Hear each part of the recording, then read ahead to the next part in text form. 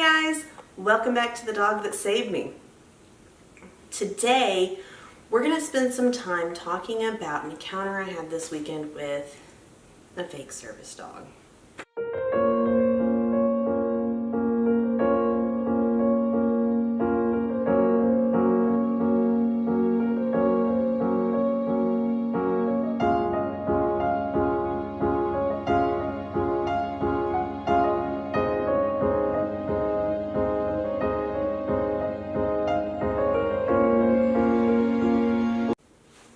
So this weekend we went on a trip to Eureka Springs, Arkansas.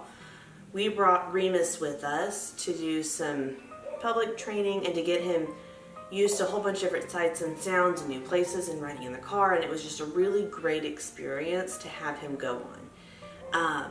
The reason we went to Eureka Springs was I had entered some of my photographs into a photography contest called the Mid-American Photography Symposium's Ozark Photographers Challenge Competition. I know, it's a mouthful. But they had 10 different categories. They picked 3 finalists from each category, and then those finalists were judged, and there was the best of show, first runner-up and second runner-up. This is the image of mine that made it to the finals for the macro category. Unfortunately, I didn't place in the top 3, which was fine. I was thrilled to be even considered one of the finalists. This is a 4-state photography competition, and so it was hundreds and hundreds and hundreds of entrants, and I made it to the final 30. So we went up there to see my picture on display, to do some training with Remus, to explore downtown Eureka Springs, and to ride the trolley. Several of us had never rode the trolley there before, so we thought it'd be a lot of fun to go and explore. After we had lunch, we went down to the trolley station. There was 10 of us in our group.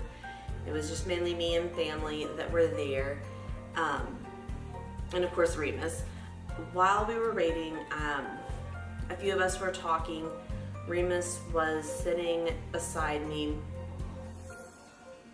and one of the trolleys pulled up while we're waiting for our trolley to come, and I happened to glance up and I see a dog pretty much pulling the lady off the trolley.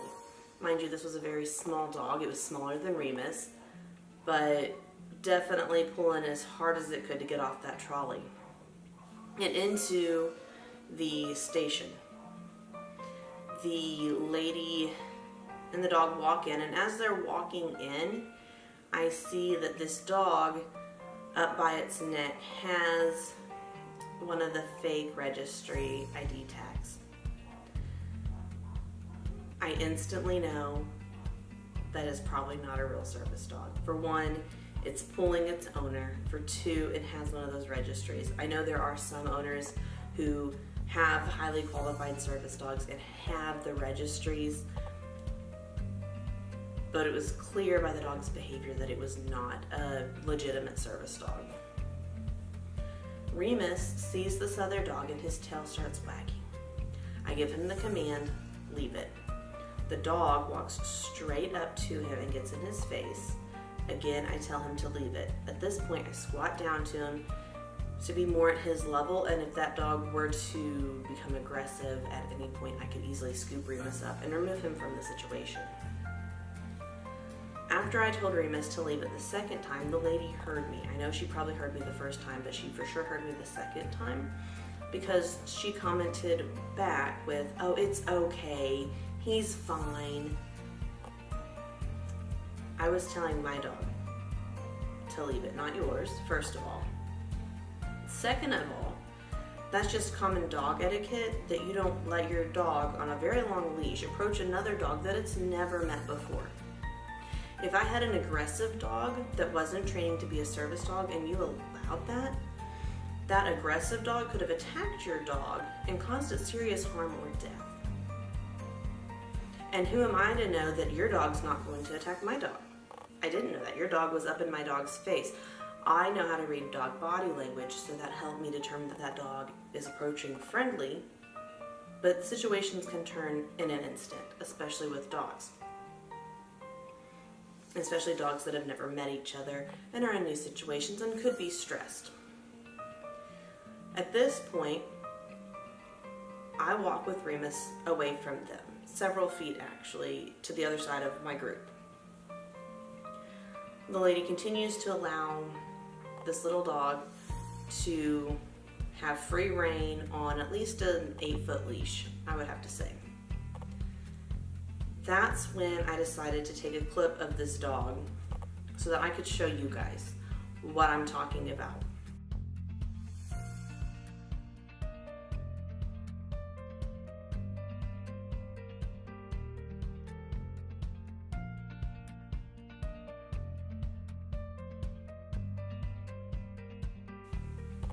As you guys can see, that dog had free rein, didn't have any attention on the owner. The owner didn't try to have any control over their, I'm going to do the air quotes here, over their service dog. At that point, I became extremely angry. In fact, so angry, I left the trolley station completely until they had left, and then I came back.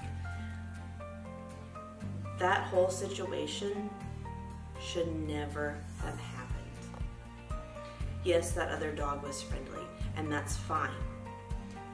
We encountered at least 10 or more dogs in the few hours that we were in Eureka Springs. Not a single one of those other dogs were claimed to be a service dog. Not a single one of those other dogs' handlers allowed their dog to approach us. They kept their space, we kept ours. Their dogs were either at a close heel or immediately within 1 or 2 steps in front of them. And as they approached other people, they brought their dog closer to them, out of respect for the other people around them. This lady clearly didn't have proper dog etiquette. Her dog, that she had a tag on it claiming that it was a service dog, the fake service dog didn't have the proper service dog etiquette. It didn't even have basic dog etiquette. The situation in Eureka Springs this weekend never should have been allowed to happen. It's very dangerous for both of the dogs involved. One thing that I really want to leave you guys with on the issue with fake service dogs. If you want to fake your service dog, or if you know someone who is faking a service dog, please let them know how dangerous it is, not only for their dog who's not trained, but for service dogs that are involved. Because if that fake service dog were to attack a legitimate service dog, not only are you responsible, in the state of Arkansas, but in many other states, you're responsible for replacing that dog if they have to be washed, or if that dog is killed or severely injured. You're responsible for that. Not only that, but you're committing a felony if you're faking a service dog. Let me repeat that for you guys.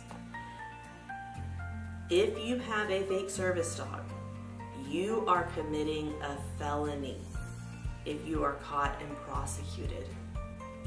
Anyway, continuing on with our Eureka Springs Day, after that happened, I was upset, but I didn't let it get to me then. It actually took me until later that evening and into the next day. It's been several days now. I've had time to cool off from it and get past it.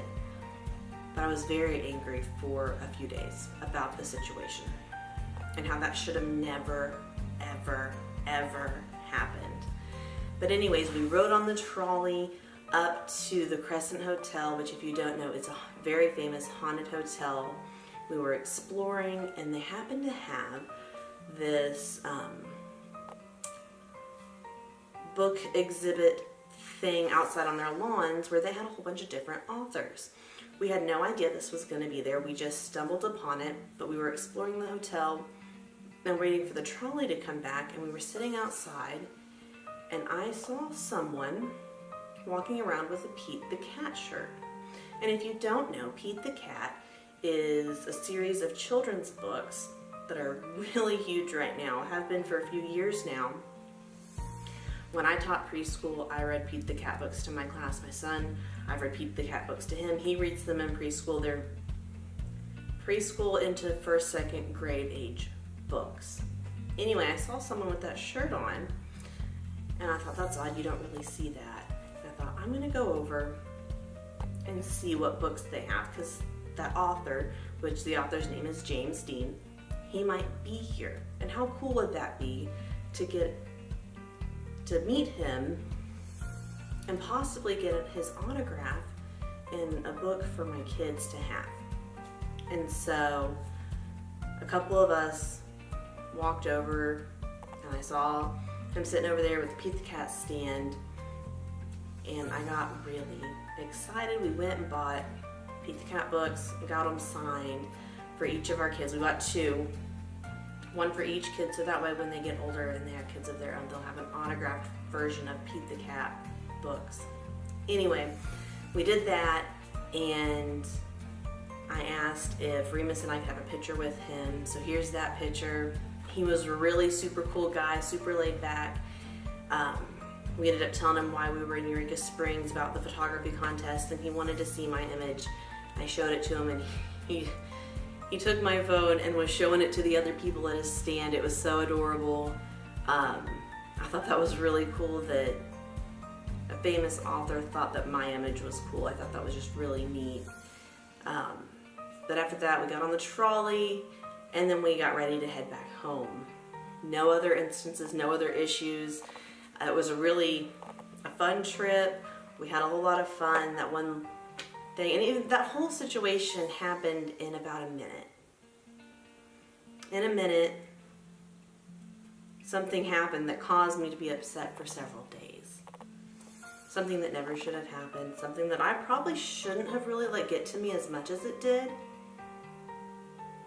But it's frustrating. It's frustrating when you see people blatantly breaking the laws. Especially when it affects you personally, because you strive your hardest to make sure your service dog is held at the standards that service dogs need to be held at. And when you see people blatantly just abusing the system, it's very frustrating. And what's more frustrating is that the other dog and the other handler didn't even have basic dog etiquette. Anyways, that's it for Eureka Springs. Another thing I've been really on here lately is space, like outer space, the stars and the cosmos. I know in my last video I went out and did some astrophotography, and I put some pictures there. I've done some more since then, just standing in our backyard. The moon hadn't rose yet, it was clear. Of course, we couldn't see the Milky Way, but I did get, I believe I got a picture of the Little Dipper. But a few weeks ago, I've been on this for several weeks now, by the way. A few weeks ago, I did some oil paintings with the Milky Way and with mountains.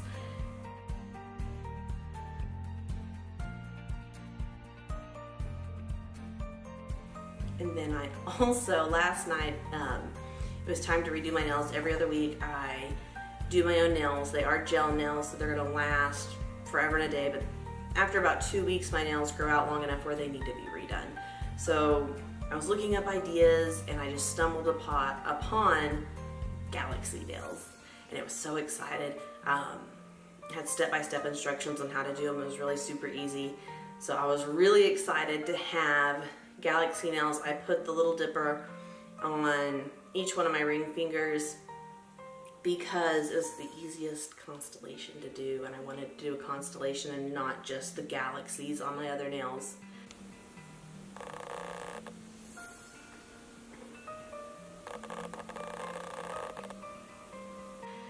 So I hope you guys don't think I'm a super huge dork for really being into outer space and the Milky Way and stars, because I think it's so cool.